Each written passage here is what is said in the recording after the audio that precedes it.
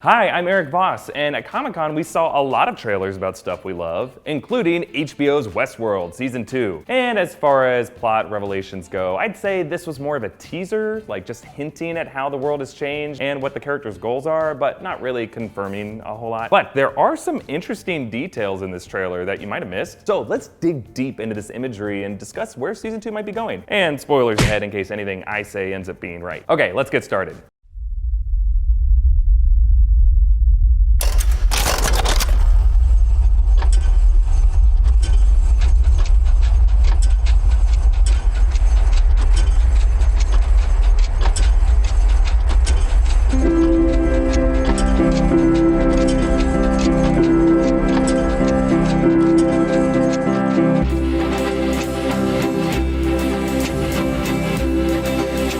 So we open on the player piano in the Mariposa Saloon in Sweetwater. Now remember, in Season 1, that player piano opened several of the episodes. It actually came to symbolize the artificiality of the hosts. It's an instrument created by humans to evoke something human-like, in this case music, and it's capable of operating independently, just like the hosts. But these repeated close-ups of the paper roll and the levers and the gears, this shows us that while it's very human-like, it ultimately is no more than a machine. It's an illusion of humanity. Like the hosts, it just resets every day like clockwork. But within this sophisticated machine imagery, there are two symbols of chaos. One, the fire reflected in the glass. This saloon, just like all of Westworld, is on fire. And the tightly wound clock of this world is now completely out of control. And then, of course, the blood stain on the paper roll and the keys. Like the other machines of Westworld, this one is now stained with the blood of its victims. I like how we see that it's even bled through the top layer of the paper, staining the layer below, just like how the chaos of the top surface layer of Westworld has bled down into the lower layers of the Delos command center and labs. Then we get this shot of Bernard, or spoiler for Season 1, which why would you watch this video if you haven't seen Season 1? Arnold? But yes, probably Bernard. Now, why do I think this? Check out that fly that lands on his collar, and he's completely undisturbed by it. Remember, in the past on the show, flies have been used to indicate a host, specifically one that's malfunctioning. Let's move on! I want to live, not merely survive. And I won't give up this dream of life that keeps me alive. Okay, so in this section, we hear the words of the music of this trailer, I Gotta Be Me by Sammy Davis Jr. And the lyrics aren't exactly subtle. The song expresses the desire to break free of the expectations that restrain us and live a life of independent free will, which is, yeah, exactly what Dolores is going through, and it seems like several other hosts. But compared to all the music we heard last season, like most of them had titles with the word black in it, this song has a new uplifting tone. And actually looking at these exact words in deeper detail, each lyric corresponds to whatever character we're seeing's inner monologue. In this case, for Bernard, I want to live, not merely survive. mere survival isn't enough of a motivation for him. Remember, he's a host. Whenever he dies, he can just be reanimated. Instead, he wants to live a life of meaning. Actually, I like how the word live hits us right as we see the opposite, death, with this dead tiger. I want to live. And when you see this tiger, you may be saying to yourself, well, that doesn't look like anything to me, but it should. Because you're not a host, you're a human, I assume. I don't know you. There is meaning in this image. Specifically for Bernard, he's looking at this tiger almost as if he envies it for its ability to actually die. So what is a life of meaning for Bernard? Well, in this case, the ability to die gives life meaning. Now, I'm assuming that this isn't a real tiger in the show, but a host animal. And some of you are saying that because tigers aren't native to the American West, that this tiger might be a clue that we'll see more of Samurai World in Season 2. Remember, we saw bits of Samurai World at the end of Season 1, and we know from the coordinates that Maeve received that there is more than one park. But on the other hand, the samurai tradition is Japanese, and tigers aren't technically native to Japan. But then stepping away from it, the way Westworld reflects the stereotypical fantasy of the American West, not what it truly was, I could see this tiger being a creation of a part of the park that's set in Asia, like either Samurai World or maybe another one. We also get this great shot of a guy swinging by his feet, grasping for a gun. Now, of course, this is Lawrence. Remember, this is where the Man in Black, aka Old William, left him in season 1, having drained his blood to bring Teddy back. Now it seems like new travelers have stumbled upon him maybe, leaving this gun just out of reach, and I like how he won't give up this dream of life that keeps him alive. Now I will say this tree doesn't look exactly the same as the tree that we saw in season 1, so maybe production is using a new location, or this is a new narrative loop and Lawrence just has the rotten luck of repeatedly getting hung upside down. But this does bring up a question. Do the hosts need their artificial blood? Now, Teddy did seem to be tired out after losing his blood from his injuries, thus why he needed Lawrence's blood. But now it seems like Lawrence has enough life force at least to swing back and forth and reach for this gun, so it's not totally clear if host blood is like fuel for them, or if it's just for the aesthetic visual for when hosts shoot them. Anyway, let me know what you think, but let's move on. Gotta be me. I gotta be me. What else can I be but what I am? Well, okay, so here we're in the lower levels beneath the park, and yeah, there are corpses everywhere. Some of them might be human, some might be hosts. Like this one guy's face is completely bashed in, and you'd think it would have been more of a bloody mess, at least going off of Game of Thrones standards. So hopefully he was just a host. Then we see Maeve standing with a freaked out Sizemore. And notice how she has this assault rifle, so I'm guessing he's probably being held hostage. Remember, Maeve chose to get off the train and return to the park to find her daughter. And Sizemore, as the head writer of those narratives, would be Maeve's best chance at finding where that character has been reassigned. In fact, look at where they're standing here. That's at the base of that big map of Westworld. So she's probably demanding Sizemore to literally point out where on the map her daughter is. And notice the part of the song that plays here. what else can I be but what I am? Now, I would say that in season 1, Maeve changed more than any other character that we saw. But when she was given the opportunity to complete her evolution, she chose to turn inward and embrace part of her character that she already was, a mother. Let's move on. I'll go it alone. That's how it must be. I can't be right for somebody else if I'm not right for me.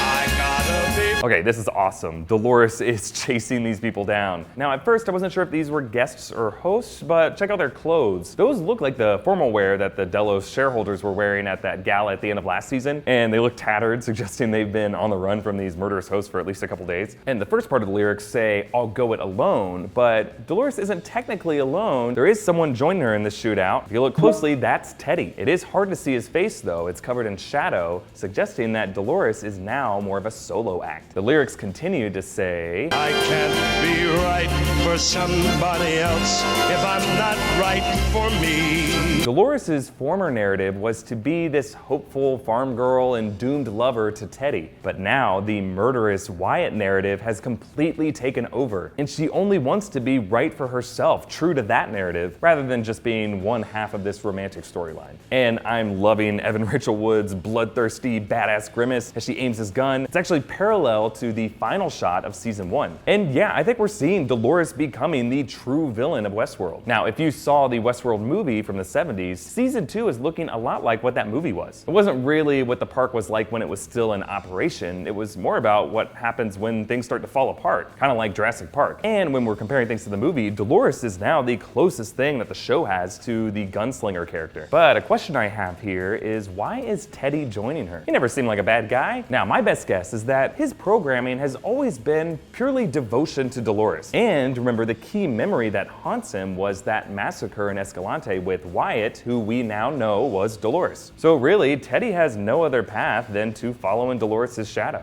And not to make this too much about sex, but yeah, a lot of people are pointing out that the way Evan Rachel Wood is riding this horse is a little sexy. Some made inappropriate animated gifs out of it. But to be fair, last season, Maeve showed us that in Westworld, when a host makes conscious decisions, it's kind of a sexual experience for them. And looking closely at the shot, Wood bites her lower lip here, making me think that this could be intentional. Either way, it's clear that she is really, really enjoying this new sense of empowerment. We should move on before I say something I'll regret. Free, I just gotta be free.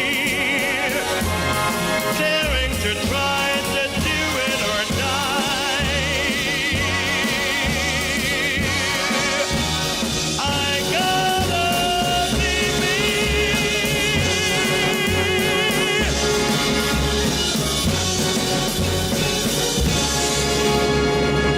Okay, here we are returning to the Mariposa. Notice the player piano in the background. I actually think that this slow pushing in is part of the same shot that we saw at the beginning of the trailer. We know that this set is currently on fire. The flames are reflecting off the gambling table, so the fire that we saw in that opening shot is behind where we're standing. And look at these guests. They were killed off mid-poker game. This guy still has cards in his hands while the other guy is still clutching money. I think this one shot is a summation of the stated theme on the show. The quote from Shakespeare's Romeo and Juliet, "These violent delights have violent ends." The debauchery of these men have led them to very violent ends. Okay, then we cut to this very interesting shot of these dune buggies. So my guess is that now that the tunnels and transportation beneath the park has been compromised, these dune buggies could be the backup vehicles that the park security uses to get around, kind of like the way that the Jeeps were used in Jurassic Park. Now, another interpretation of this is that this could just be a flashback to before the park went to hell. We actually know that Jimmy Simpson is reprising his role as young William, suggesting that season 2 will continue those flashbacks to before the present day. But when you look inside the dune buggy here, there are some big reveals. Specifically, 2 characters whose fates we weren't totally sure about at the end of last season. In the front seat, there's Stubbs, the head of security, whom we last saw scuffling with some Native American hosts. And then look in the back seat sitting next to Bernard. I'm pretty sure that's Elsie. Now, at first we had thought that Bernard killed her, but we never actually saw her die on screen. And after season 1 was over, there was an Easter egg on the Westworld promotional website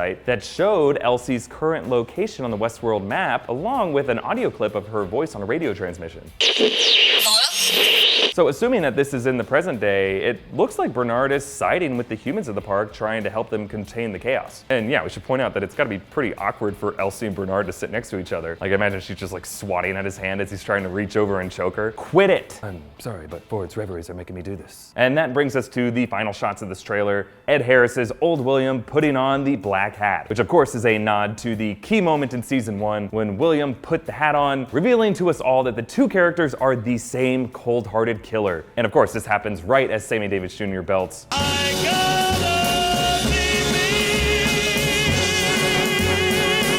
and I like the way that this is kind of parallel to the opening shot of the trailer. There's this sophistication of his fancy tuxedo, notice the cufflinks, streaked with blood. And yeah, we should acknowledge the fact that William is wearing the same clothes that he was wearing at that gala massacre, suggesting he just came from there, and now he's retrieving his iconic hat like Indiana Jones. I'm gonna predict that all these shots that we see are actually from the first episode of season 2. Like, it's still super early in production for Westworld. It can't be that far into the season at this point, and it's hard to tell from the background of these shots, but I think this might be the Mariposa. So maybe the carnage that we saw in the Mariposa earlier was actually caused by William. But I gotta give props to Ed Harris's subtle facial expressions here. He's got this 1,000-yard stare as he's reflecting on the man he's become, but then it transitions into the faintest of smiles. This echoes that look of joy on his face in that final shot of season 1. This is the Westworld he always wanted, a truly violent place where the stakes are finally real. So I want to wrap up with a few quick predictions for season 2. 1, I think the show is going to feel a lot more like Michael Crichton's original film and another Michael Crichton story, Jurassic Park. It's a total clusterfuck with humans scrambling to survive in this house of horrors while these macho park operators fail to maintain control over it. 2, Dolores is going to emerge as the true villain of the show. We're going to see her do some horrible shit.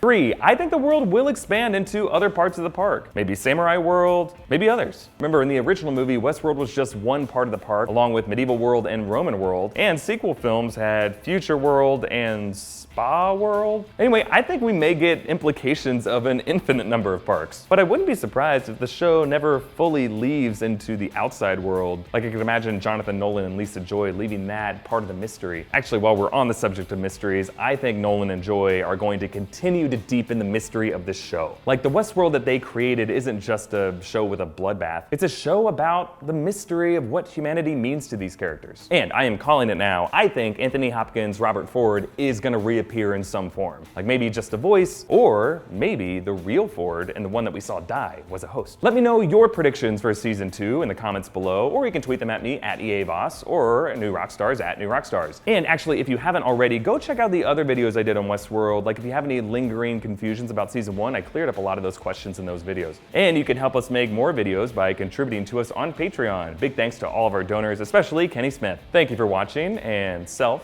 frees all motor functions.